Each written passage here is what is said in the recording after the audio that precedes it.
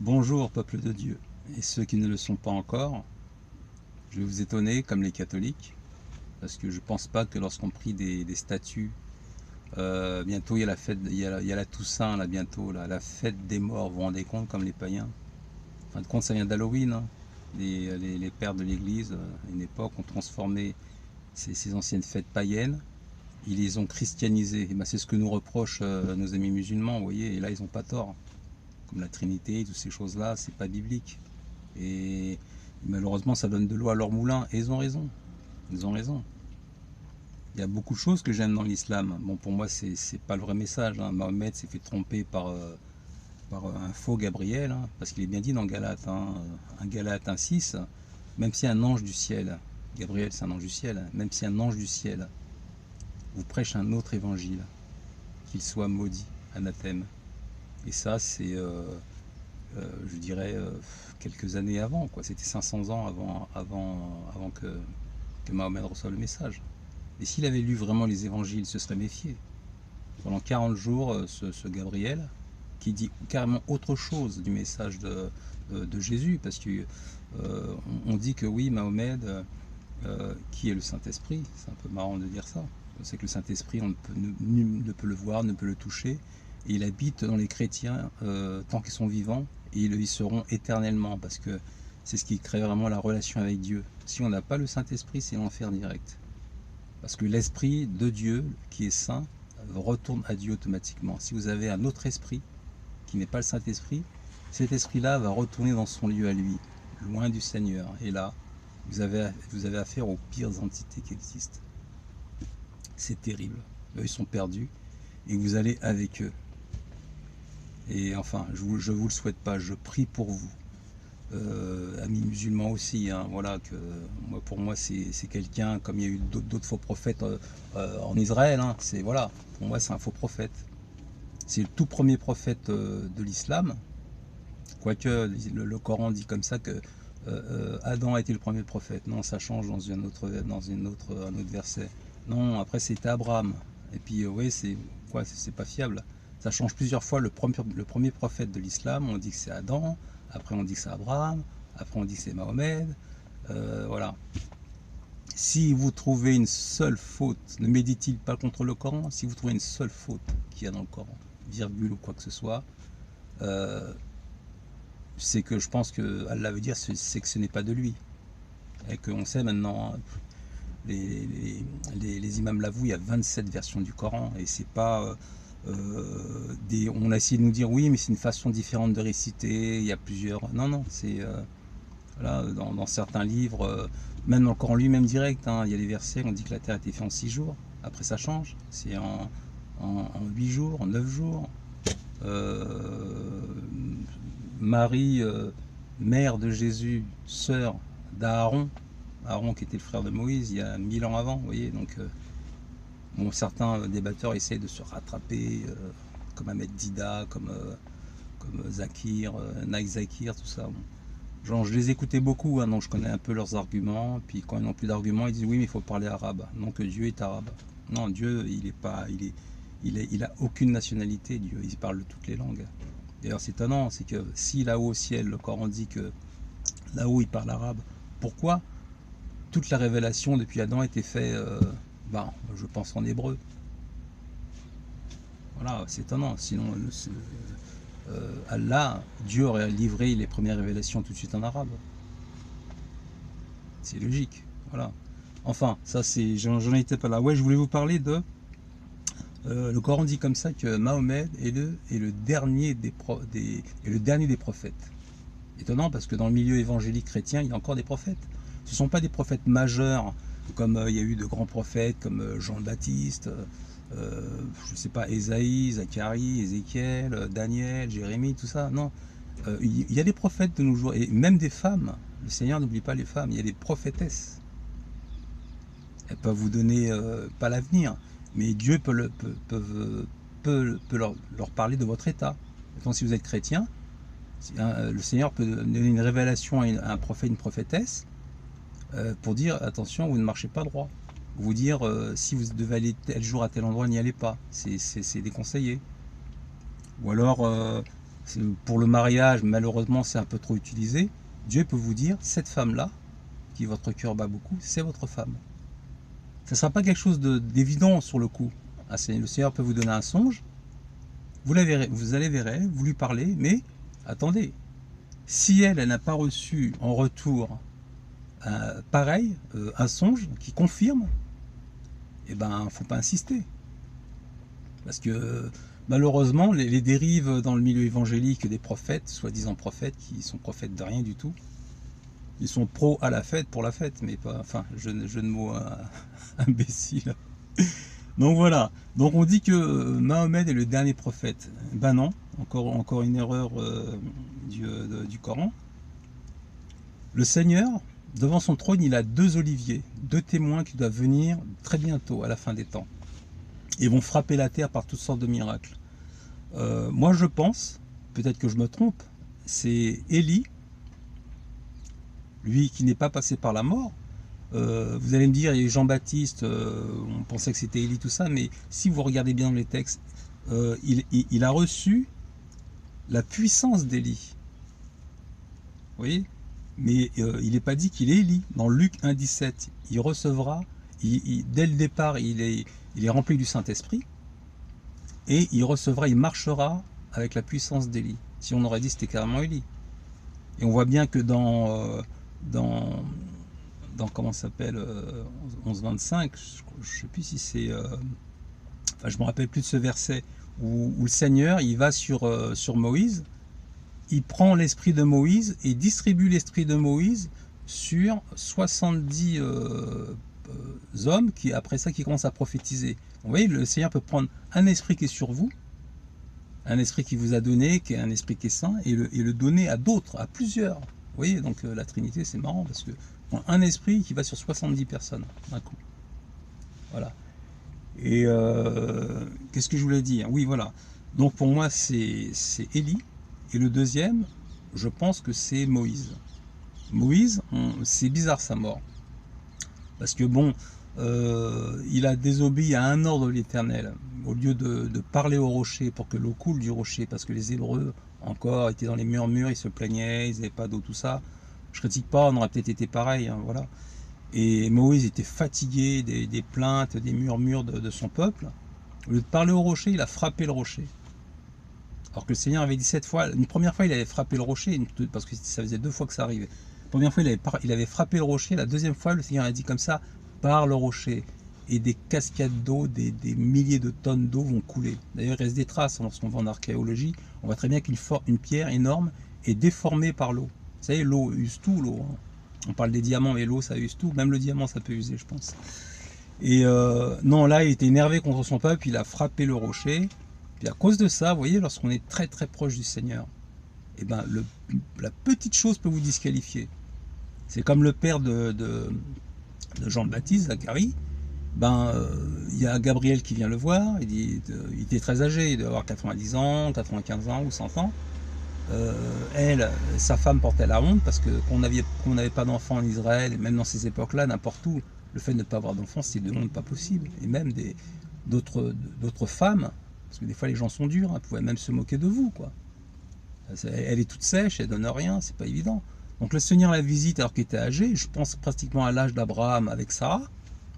Et puis quand il a entendu la nouvelle, il a juste dit, Zacharie a juste dit à Gabriel, oui mais vu mon grand âge, il l'a pas dit comme ça, mais comment pourrais-je avoir? Et dès qu'à peine il a ouvert la bouche, Gabriel lui a fermé la bouche pendant 1 an. Il l'a rendu muet pendant 1 an. Parce lui qui était prêtre, grand prêtre, c'est lui qui officiait à ce moment-là, il a douté la parole de Gabriel. Et Gabriel, il dit, je suis Gabriel, je me tiens devant Dieu, devant la face du Seigneur. Donc voilà, donc à la naissance de 9 mois plus tard, à la naissance de Jean-Baptiste, eh ben, il s'est mis à parler d'un coup, parce que sa mère, puis de personnes de la famille cherchaient à lui donner un nom. Et puis sa mère a donné un nom, puis lui l'a confirmé. Et il s'est mis à parler d'un coup, il dit waouh, grand miracle. Donc voilà, ça c'était pour Jean-Baptiste et son père.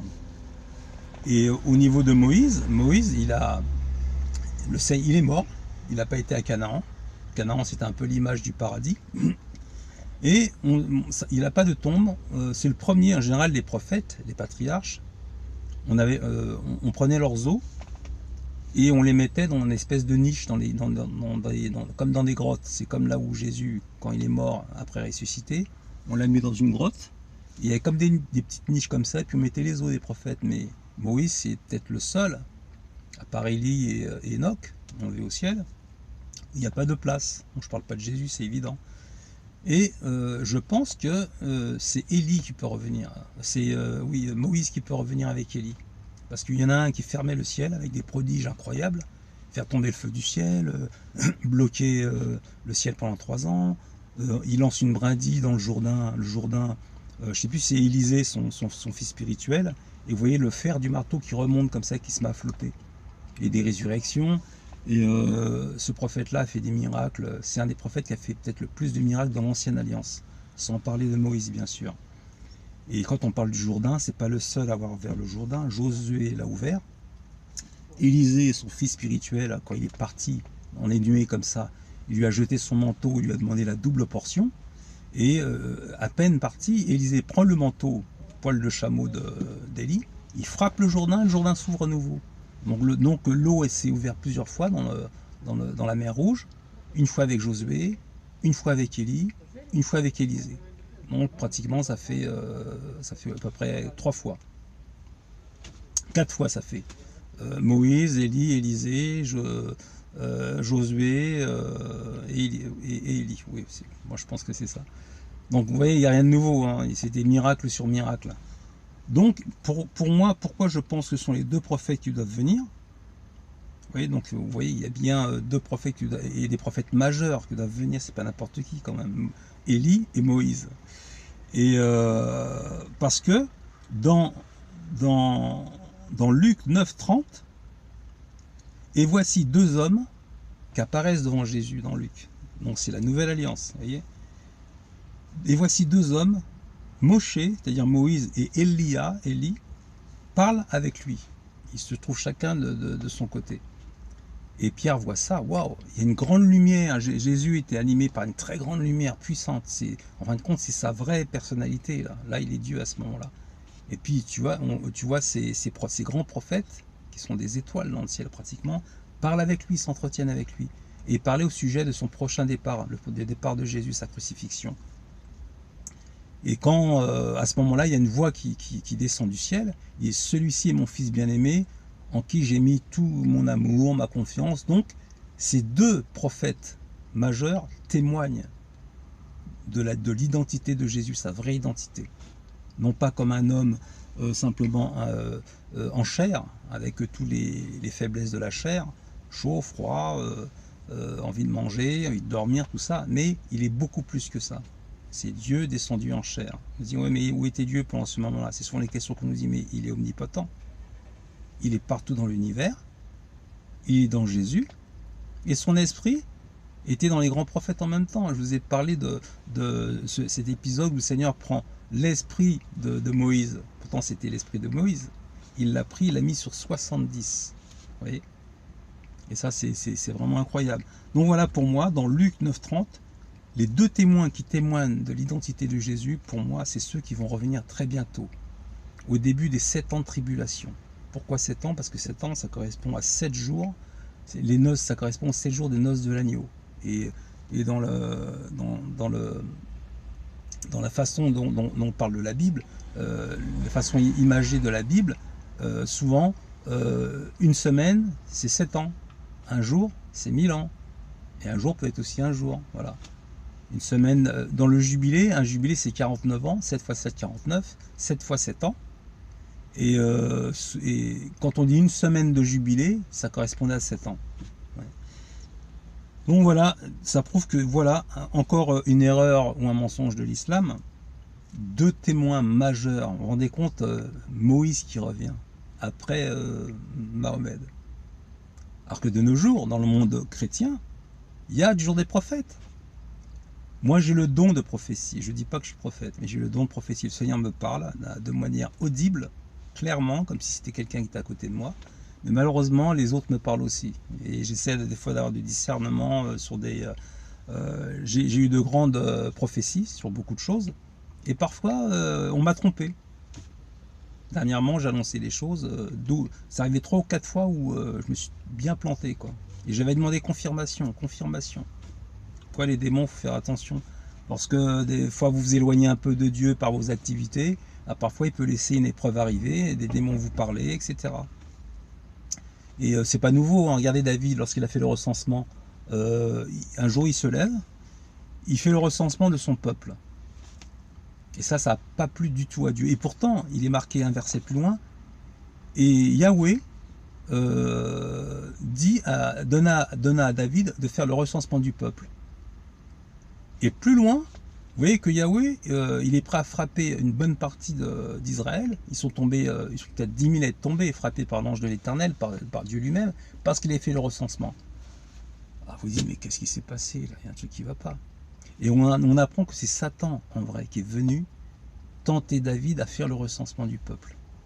Mais du fait que Dieu, il est tout-puissant, quand il permet quelque chose, il ne l'empêche pas. C'est comme si c'était lui qui l'avait permis. Vous voyez ce que je veux dire? Regardez une chose. Vous avez un enfant, votre enfant. Tous les jours, vous dites comme ça, ne va pas du côté de ce bois, là, il y a un trou. Tu pourrais tomber et te faire mal. Vous le prévenez tous les jours. Il dit, oui, oui, papa, oui, papa. Et puis il y va, il tombe pas. Puis un beau jour, tant que vous le prévenez, il fait attention. Puis un jour, vous préparez bien sûr le fond. Hein. Vous mettez des matelas tout au fond, vous arrangez la chose, au cas où il oublie, pour le protéger et tout. Et vous mettez un petit peu d'eau, peut-être un peu de nourriture. Enfin, je suis en train de déconner. Au cas, parce que par punition, vous pouvez le laisser 2 ou 3 jours dans le trou. Donc de la nourriture, de l'eau, de quoi pour moi, c'est la meilleure des leçons, ça. De quoi se vêtir s'il a froid. Il pourra hurler pendant 2 jours, vous répondez pas. Donc, vous cessez de lui dire de ne pas passer par là car c'est dangereux.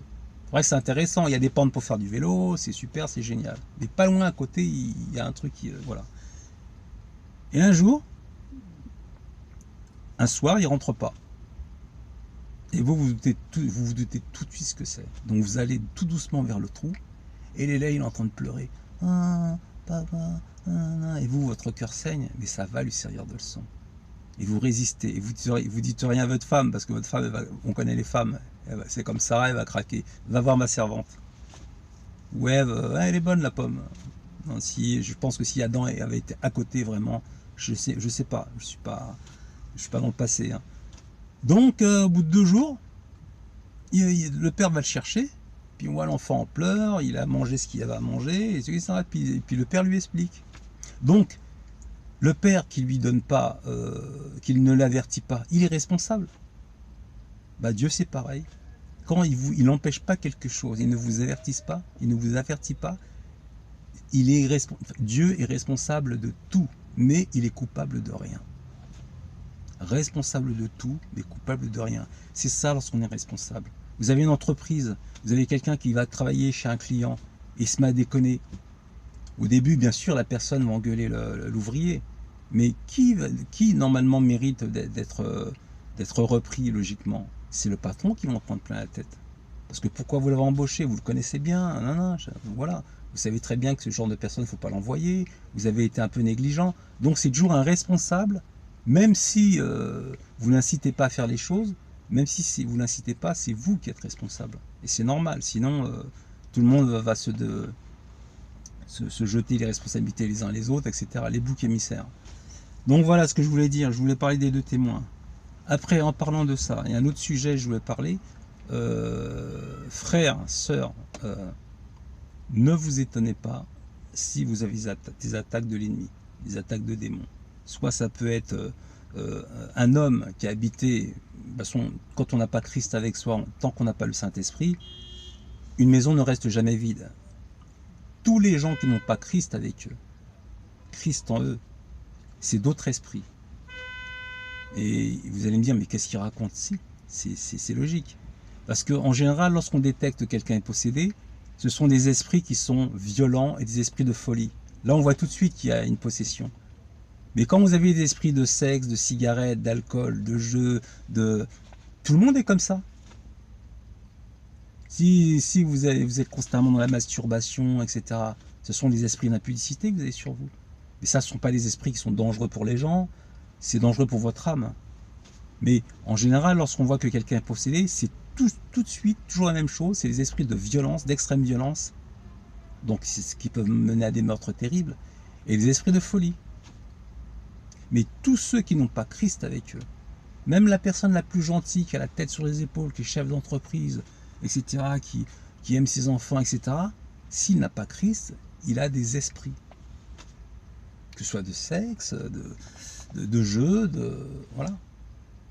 Et les chrétiens, nous, c'est particulier. Normalement, lorsqu'on est un vrai enfant de Dieu, une enfant de Dieu, nous sommes accompagnés d'une lumière, ce sont des anges qui nous accompagnent. Les démons le savent. Et Dieu permet les épreuves, parce que nous sommes dans l'école, j'avais entendu une fois dans la nuit, je pleurais tellement j'étais attaqué de la tête aux pieds. Et, les gens qui me connaissent, ils connaissent mon histoire. J'étais attaqué, mais des ulcères, hein, carrément, des plaques rouges au niveau du dos, des fesses. Ça finit par sécher, tomber, des attaques dans l'oreille, des attaques dans les yeux, des attaques dans la bouche, des attaques tout le corps. Et je ne comprenais pas. Et quand vous allez dans Hébreux 12, 4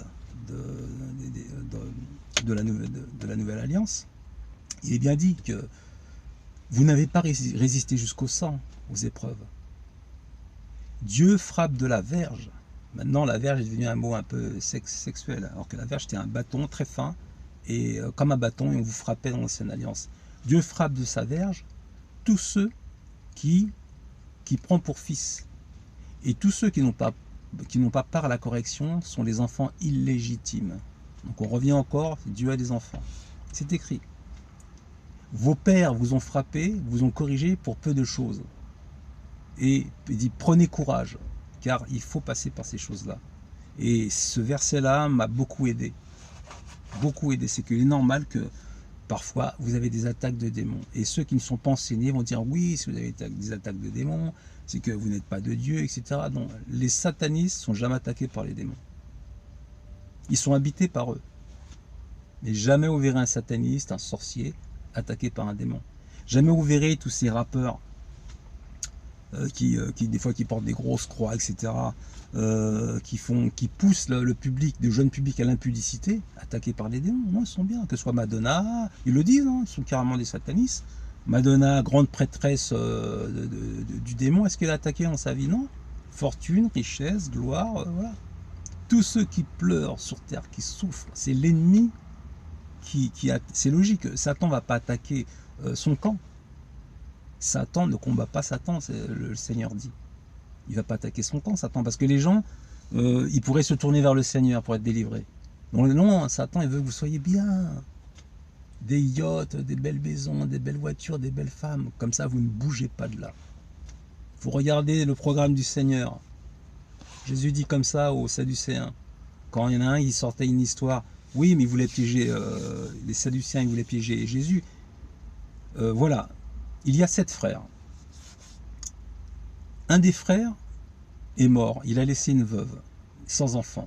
Et la loi juive voulait que un homme qui meurt sans enfant, son parent proche, son frère, c'est bien sûr à condition qu'il soit célibataire, épouse sa veuve. Donc vous voyez, c'est pas évident. Si vous voulez suivre la loi de Moïse, il faut la suivre jusqu'au bout, mes amis. À ce moment-là, priez que votre belle-sœur soit très très jolie, soit un canon. Et là, vous allez peut-être presque précipiter là. je plaisante. Mais si elle est vraiment, vraiment pas jolie, elle vous a jamais plu et elle n'a pas d'enfant et vous êtes obligé de l'épouser, ben vous allez faire comme Onan. Le mot, quand on dit on sonanisme, c'est-à-dire c'est une masturbation, ça vient d'Onan. C'est un des fils de Jacob. Non, c'est pas un des fils de Jacob, c'est un des petits-fils de Jacob. Il y a eu Élie, puis oui, voilà. Et ben le Seigneur a dit comme ça, d'aller vers sa belle-sœur et se marier avec. Lui, il n'a pas voulu, il a fait sa petite affaire, il en a bien profité, et puis il s'est laissé aller par terre. Et moi, je pense pas que ce soit une masturbation, c'est que bon, on a tous fait ça, pour ne pas être sa copine, quand j'étais païen, pour ne pas mettre quelqu'un enceinte, et ben au lieu de finir entre guillemets vulgairement en elle, on finissait par terre. Non, pour moi, je pense pas que c'était une masturbation, je pense pas. Pour ça, maintenant, on a pris le mot sonanismer. l'onanisme. Son frère aîné avait fait pareil, Dieu l'a tué, et Onan c'est pareil, Dieu l'a tué. Donc si vous prenez, vous dites oui, les chrétiens ne respectent pas l'ancienne alliance, tout ça, on n'est plus sous l'ancienne alliance. Le Seigneur a dit comme ça, je me rappelle du verset, il viendra un temps où je ferai une nouvelle alliance, non pas comme je prenais vos pères par la main quand j'ai sorti d'Égypte, ça sera une nouvelle alliance. Vous voyez, le Seigneur déjà prévient, c'est pas des choses que... C'est les choses qu'il a prévues depuis la fondation du monde. D'ailleurs, il est dit comme ça, chose qu'il faut vraiment comprendre et surtout pas se mettre à cogiter. Jésus était crucifié dès la fondation du monde. Raisonnons. Ah non, la tête va fumer là. Ou alors nous chrétiens, ou ceux qui sont des chrétiens mais voilà qui sont perdus, ils sont élus dès la fondation du monde, avant même de naître, parce que le Seigneur a connu leur esprit et leur esprit les a envoyés dans les corps. Qui peut comprendre ça? Après, il y a les gens, ils ont commencé à penser, oui, le Seigneur, il est injuste, il a choisi des gens, parce qu'on appelle ça la double prédestination. Calvin a prêché ça, malheureusement. C'était comment ça s'appelle, un réformateur, mais il a pas été cool sur ce coup-là, quoi. Non, le Seigneur sait les choses d'avance. Il crée des esprits, une explosion d'esprits. Et tout de suite, à l'instant même, il sait qui le suivra, qui ne le suivra pas. Judas, 3 ans et demi de ministère avec Jésus, il faisait la poche du Seigneur. Il était assigné comme comptable parmi les 12, et même bien plus, ils étaient peut-être 120 les disciples, et c'était lui le comptable. Et il est bien dit dans la parole, Judas volait régulièrement dans la caisse. Donc déjà, c'était pas quelqu'un qui était de Dieu. Mais le Seigneur l'a choisi parce qu'il fallait qu'il y ait quelqu'un qui soit un peu tordu pour pouvoir le vendre. Ça ne serait pas Pierre qui l'aurait vendu, ça ne serait pas Jacques, ça ne serait pas Marc, ça ne serait pas Luc, vous voyez. Donc il fallait choisir quelqu'un qui ait cette mission-là. Mais même s'il n'avait pas vendu Jésus, c'est quelqu'un, déjà il n'était pas du Seigneur dès le départ. C'était un fils de... Comment ils appelaient ça je ne sais plus comment ils appelaient ça, c'était un fils du diable, quoi, dès le départ. Et vous savez que les enfants du diable, fils de Bélial, ils appelaient ça. Quoi que vous fassiez, ils peuvent fréquenter une église. Ils peuvent être assidus à l'église tous les dimanches. Ils peuvent lire la Bible. Enfin, c'est les religieux. Ils ne sont pas de Dieu. Parce qu'ils vont tomber régulièrement, se repentir, ils vont pleurer. Ils vont pécher, se repentir, ils vont pleurer. Mais ils ne sont pas de Dieu. Et leurs pensées les condamnent en permanence. Leurs pensées. Et ils le savent peut-être au fond d'eux qu'ils ne sont pas de Dieu. Donc voilà pour Judas. Donc ce que je voulais vous dire, il est tout à fait normal que des chrétiens soient attaqués. Je vais vous donner tous les symptômes. Des acouphènes vous pouvez avoir en tant que chrétien. Les païens longs aussi, hein, ça peut arriver ça. Des acouphènes, des voix. Vous n'êtes pas fous si vous entendez des voix. Il existe des milliards et des milliards d'esprits. Et peut-être en ouvrant une porte, en faisant des jeux, Ouija, etc., un don peut venir. Et vous pouvez entendre des esprits. Des objets chez vous disparaissent, vous cherchez dans vos poches. Il n'y a rien, vous retournez la poche. Vous décousez la poche. Il n'y a rien. Et machinalement, 5 minutes après, vous mettez la main dans la poche, vous trouvez votre objet que vous cherchiez. Ne vous étonnez pas, ils ont le pouvoir de faire disparaître des objets et les faire apparaître. Et là c'est chaud parce que si vous êtes vraiment un enfant de Dieu, vous n'avez pas à vous inquiéter, c'est normal. Le Seigneur se sert d'esprits qui n'ont pas de corps pour vous attaquer, comme Job, hein. Ou alors des esprits qui ont un corps comme votre patron, comme votre voisin qui vous haït et qui a une légion de démons sur lui. Et vous ne savez pas pourquoi, et ben il ne vous aime pas. Voilà, il est prêt à vous faire les 400 coups, rayer les portières de votre voiture, faire du bruit au-dessus de vous, toutes ces choses-là. Regardez Job, un exemple. Pour moi, c'est le meilleur exemple. Il y a Paul et il y a Job. Job, il est dit dans la parole. C'était sur terre, il n'y avait pas un homme comme lui, tellement qu'il était agréable au Seigneur. Satan l'a vu. Donc Satan, il a plusieurs fois essayé, j'imagine, de venir l'attaquer, mais il a dû voir une muraille de feu autour de lui. Donc Satan se promène sur terre, il se rend dans l'assemblée de Dieu, parce qu'il avait encore accès à cette époque-là. Je ne sais pas si à notre époque il a encore accès. Parce qu'il y a le 3e ciel, avec plusieurs paliers. D'après Enoch, il y a 9 paliers. Il y a le 1er ciel, là où il y a les démons. il y a la terre plutôt. Deuxième ciel, là il y a les démons. Troisième ciel, là il y a Dieu. Mais il y a plusieurs paliers entre le deuxième ciel et le troisième ciel. Et ça correspond à peu près à 7 cieux ou je sais pas. Enfin, on va pas rentrer dans ce débat-là.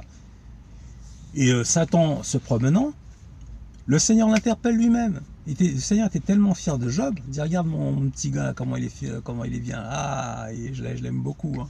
Tous les matins, il sacrifie pour ses enfants au cas où il pêche, etc. Et c'est là que Satan lui dit comme ça, mais oui, mais Seigneur, affable, oui, Seigneur, tu sais, Seigneur, c'est parce que tu l'as protégé. C'est parce que tu l'as béni. C'est pour ça que ces troupeaux courent toute la surface de la terre, ces troupeaux. Mais mets ta main sur lui, avance ta main sur lui. La main c'est Jésus, je vous dis, hein, c'est dans la Bible. Avance ta main sur lui et il te maudira en face. Mais je ne comprends pas comment Satan peut faire un pari avec quelqu'un qui sait tout d'avance. je trouve ça absurde. Est-ce que vous pouvez faire un pari avec quelqu'un qui sait tout d'avance et qui peut même modifier le temps? S'il voit qu'il commence à avoir tort, il va commencer à changer les choses. Il est le maître du temps et des circonstances. Il va créer les circonstances. Un billard à 6000 bandes, 6000 ans, 6000 bandes. Donc, Satan, je ne sais pas, à ce moment-là, bon, faut le respecter parce que je déconseille aux chrétiens, et même aux musulmans, c'est un être que le Seigneur a mis dans un certain rang. Il est le Dieu de ce monde pour l'instant. Donc, il faut avoir du respect, pas d'insulte. Il est ce qu'il est, c'est un prince, n'oubliez pas, c'est un prince de l'air. Avec tous ceux qui l'ont suivi, des anges magnifiques au départ, hein, qui ont la puissance de la grêle, du feu, des pluies, etc. C'est pour ça qu'on oublie, c'est que dans Job, Satan va faire descendre le feu du ciel. Donc ils ont cette puissance-là. Et je pense qu'à l'époque d'Élie, lorsque Élie a vu les 850 prophètes de Baal, 450 d'Astarté, 450 de Baal, je pense qu'à ce moment-là, le Seigneur a bloqué le pouvoir de Satan. Parce que s'il peut faire descendre le feu du ciel dans Job, pourquoi il ne l'a pas fait dans l'épreuve d'Élie? Ils étaient là à danser, à se scarifier, Élie se moque d'eux, oui, ils sont tous partis en vacances, etc. Mais ils ont le pouvoir, les démons, de faire descendre le feu du ciel. Quand vous voyez sur Internet ce que font les démons magiciens, marcher sur l'eau, multiplier les poissons un peu comme Jésus, ils ont des pouvoirs incroyables. C'est pour ça que les dons ne font pas de vous un homme de Dieu. Il ne faut pas s'attacher aux dons. Vous n'êtes pas saint parce que vous faites des miracles, contrairement aux catholiques. Vous êtes saint parce que Christ habite en vous. Et vous êtes dans une sainteté, vous êtes dans une pureté parfaite. Même vos pensées, vous les contrôlez en permanence. C'est ça la sainteté. Ce n'est pas d'avoir les dons. D'ailleurs, quand Moïse est envoyé comme ambassadeur, comme Dieu devant Pharaon, les sorciers de Pharaon ont fait les 4 premiers miracles. Pourtant, sur le coup, Moïse a dû se dire « Waouh, je vais les épater là !» Quand le Seigneur lui dit comme ça, l'ange de l'Éternel dans le buisson ardent, « Jette ton bâton !» Il jette son bâton par terre, « Waouh, il se transforme en serpent !» Moïse fait un bond. Qu'est-ce qui se passe? Il dit « Ramasse le serpent !» Hop, il se remet en bâton, il dit « Ah, je vais les épater, je vais les épater. » Pourtant, je sais pas, il venait d'Égypte, il avait toute la connaissance de l'Égypte, tout ça, mais il avait peut-être jamais vu ça. Ou 40 ans dans le désert, il est parti à 40 ans, le Seigneur le rappelle à 80 ans pour retourner vers son peuple. Enfin, en tout, c'est que, en gros, plutôt, c'est que les sorciers peuvent faire des miracles incroyables. Il y a un type qui s'appelle le magicien gothique, je ne sais pas si vous avez vu sur Internet. Il a marché sur le Danube, il marchait sur l'eau, comme Jésus. Ça, les anges ont ce pouvoir-là, les anges. Ne suivez pas quelqu'un parce qu'il va vous faire un miracle incroyable. Il est même dit dans le Lévitique que si un prophète vient et vous sort une prophétie, et cette prophétie arrive, et en même temps il vous dit d'aller vers un autre Dieu, il faut le tuer. Et les pharisiens se sont servis de ça par rapport à Jésus. Oui, il fait des miracles, de vrais miracles, mais voilà... il nous parle d'un truc étrange, il est fils de Dieu, etc., etc. même si quelqu'un vient vers vous, il fait des miracles, il se soulève du sol, il fait toutes sortes de miracles qui dépassent l'entendement, et s'il vous dit que lui, Jésus est en lui maintenant, il faut le suivre, il y a encore une nouvelle alliance qui est venue, le Seigneur a changé parce qu'il y a eu la première, enfin c'est pas la première, il y a eu 7 alliances avant l'alliance de Moïse, l'alliance avec Adam, l'alliance avec Noé, l'alliance avec Abraham, l'alliance avec Josué, je crois. Quand on dit l'avant-dernière alliance, l'alliance avec Moïse, c'était pas la première. C'était une suite d'alliances. On va dire que celle avec Jésus, l'évangile, c'est la dernière alliance que le Seigneur fait. D'ailleurs, l'alliance qu'il y a eu avec Noah, c'est que le signe d'alliance était l'arc-en-ciel. Vous voyez? Donc on était à peu près, je pense, là, à la 6e, 7e alliance. Et on dit malheureusement le testament de Moïse. Non, ce n'est pas un testament, c'est une alliance. Le seul testament qu'il y a, c'est celui de Jésus, parce qu'il est mort, et avant sa mort, il avait laissé toutes les consignes, avant de revenir après en esprit, habiter les gens. Voilà. Voilà. C'est ça, et d'ailleurs Paul l'explique très bien, c'est que pour qu'il y ait une alliance, il faut qu'on constate la mort du testateur. Mais les animaux qui étaient sacrifiés pour prendre les péchés ne sont pas des testateurs à l'époque. Seul un homme qui est mort, qui a laissé l'ancien époux quelque part, qui a laissé une alliance, lui c'est un testament, lui c'est le testateur. Jésus est le testateur. Voilà. Voilà, c'est tout ce que j'ai à dire, hein, d'après ce que... voilà. Donc, logiquement, 2 témoins doivent venir, Élie et Moïse. D'après moi, hein, peut-être que je me trompe, mais j'ose. Et ils vont frapper la terre. Et arrive un moment, l'antéchrist, le faux prophète, va en avoir marre. Ils vont être tués, et leur corps va être exposé pendant 3 jours. Alors là, tous les humains, enfin tous les gens de la Terre vont faire la fête, parce que je pense qu'il va fermer le ciel pendant quelques temps, pas de pluie pour les cultures, etc. Ils vont faire beaucoup de dégâts tous les deux, c'est pour châtier la Terre, hein, vous voyez.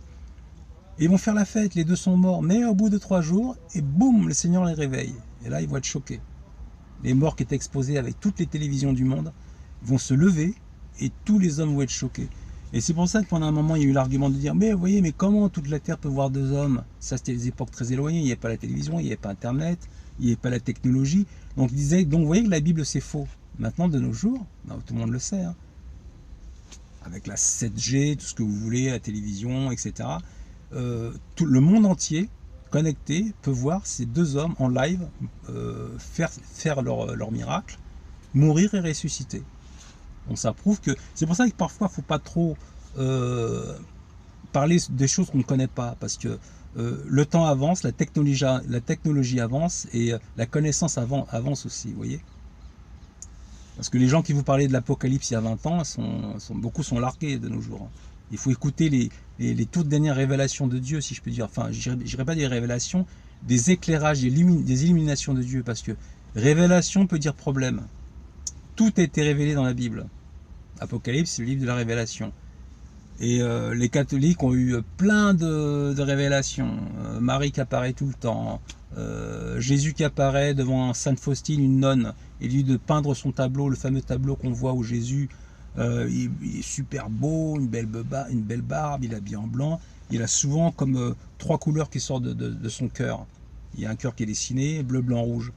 Et Jésus lui dit comme ça, quand il est apparu devant elle, peins mon tableau, peins mon portrait, et dit à tous ceux que tu connais, à mon peuple, de m'adorer.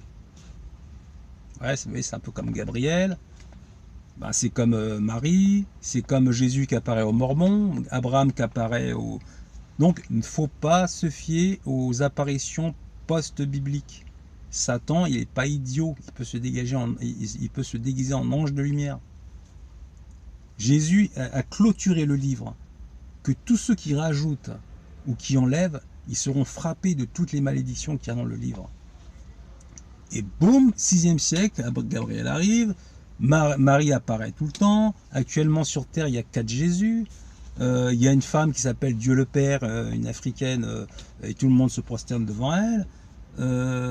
Quand Jésus disait comme ça, après moi, dans Matthieu 24, il y aura on dira Christ est dans les déserts, n'y allez pas. Il est dans les chambres, n'y allez pas. Il est là, n'y allez pas. Non, le Seigneur va apparaître comme une étoile venant de l'est à l'ouest, et tout œil le verra. Donc quand on dit Christ, c'est pas, les gens ne vont pas se prendre certains pour Jésus. Jésus est le Christ. À partir du moment que vous annoncez que vous êtes, que Dieu vous a donné une mission comme Jésus, vous êtes le Sauveur, vous êtes un Christ. Christ, ce n'est pas un nom quelque part. Christ, c'est-à-dire Sauveur. Donc, Mahomet est un Christ.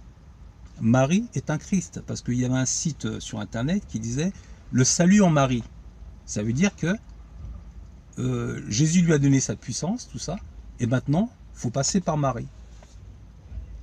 Donc, Marie est un Christ, un type de Christ, Mahomet est un type de Christ, et tous ceux qui se disent sauveurs, que ce soit Bouddha ou autre, ce sont des Christs. Et pourtant, Jésus a bien prévenu, après moi, il y a des gens qui viendront, ils diront, je suis Christ, je suis Jésus, je suis Christ, pas Jésus, mais je suis Christ. Voilà. Donc, eh ben, j'ai fini de dire ce que j'avais à dire. Les attaques sur les chrétiens, les deux prophètes, le Seigneur qui prévient comme quoi après lui, il y aura des Christs qui vont venir. Et c'est terrible parce que le plus grand antéchrist qui existe actuellement, qui a fait 1 milliard 300 ou 400, c'est Mahomet. Il a fait un carton. Le plus grand antichrist qui existe actuellement, Mahomet. C'est terrible. C'est pour ça, amis musulmans, comme je dis souvent, prenez une Bible, prenez le Coran et comparez. Et je répète encore une fois, dans le Coran, jamais on dit que la Bible est falsifiée. Vous préférez croire les débatteurs sur Internet? Le Coran dit que la Bible est guide des Lumières. Et ça, 4 siècles après que la Bible soit compilée. Allah ne le savait pas. La Bible est guide des Lumières. Et demandez aux chrétiens, ceux qui ne savent pas, aux gens du livre, si vous ne savez pas. Et après, plus tard, dans les hadiths, les gens racontent n'importe quoi. Après, les débatteurs sur YouTube disent n'importe quoi, mais ils ne suivent pas le Coran. Parce que qui met en doute les hadiths, avec Boukhari qui a sorti 100 000 hadiths, et sur 100 000, il n'y a que 7% d'après. Les musulmans estiment qu'il y a 7% de vrai. Vous voyez, c'est pas beaucoup sur 100 000, il y a peut-être 7 000 hadiths de Boukhari qui sont vrais. Ils sont authentiques. Pourtant, il y a marqué Sahih avant. Ils sont tous authentiques, logiquement. Mais il y a des hadiths qui dérangent, qui étaient d'une autre époque, et du fait que le Coran est intemporel, normalement. Donc on ne peut pas dire, oui, mais à cette époque-là, c'était comme ça. Je pense que les musulmans intelligents, ils savent qu'il y a des choses qu'on ne peut plus faire de nos jours. Même si le contraire n'a pas été marqué. Donc quand on dit comme ça, la femme est 2 fois moins intelligente que l'homme. C'est écrit, tout ça. Donc voilà. Mais maintenant, les musulmans qui ont de l'intelligence, bon, ils ne croient pas à ça. Donc vous voyez, c'est compliqué d'être dans une religion et prendre des choses, ne pas prendre d'autres choses, prendre des choses, ne pas prendre d'autres choses. Nous, chrétiens, nous prenons tout dans la Bible. Et si nous ne lapidons pas comme dans l'Ancienne Alliance, le Seigneur a dit comme ça, quand il a dit comme ça, on vous a dit d'aimer votre prochain, d'haïr votre ennemi, mais moi je vous dis maintenant, et c'est à partir de là, nous chrétiens, nous suivons la nouvelle alliance qui a été prédite par Yahweh, le tétragramme. Viendra un temps, et plusieurs prophètes en parlent, hein. Et il y a Jérémie qui en parle, il y a, comment ça s'appelle, enfin, il y a plusieurs prophètes qui parlent, il y a Ézéchiel qui parle de la nouvelle alliance, il y a Ésaïe qui parle d'une nouvelle alliance. Il viendra un temps où je traiterai avec Israël une nouvelle alliance, non comme j'ai traité avec vos pères, que j'ai pris par la main en les sortant d'Égypte. Donc vous voyez, donc c'est totalement biblique. Donc maintenant nous ne suivons plus l'ancienne alliance avec tout ce qu'il fallait faire, lapider les adultères, qu'est-ce qu'il y a d'autre, les faux prophètes, on n'a pas à les tuer, Dieu va les juger. Quelqu'un peut être un faux prophète, vous dire n'importe quoi, il ne faut pas le juger. Vous le jugez dans le sens que ne faut pas le suivre, mais vous n'avez pas à le lapider comme avant.